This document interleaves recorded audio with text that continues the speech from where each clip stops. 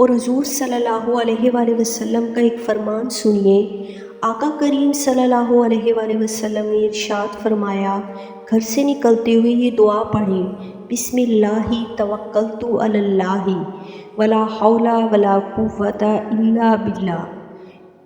تو حضور صلی اللہ علیہ وآلہ وسلم نے ارشاد فرمایا کہ اللہ کی طرف سے اس کو یہ جواب دیا جاتا ہے کہ تجھے ہدایت عطا کر دی اور تیری کفالت کر لی گئی اور تیرا اللہ کفیل ہو گیا اور تجھے ہر شر سے بچا لیا گیا اور شیطان کو تیرے راستوں سے ہٹا لیا گیا۔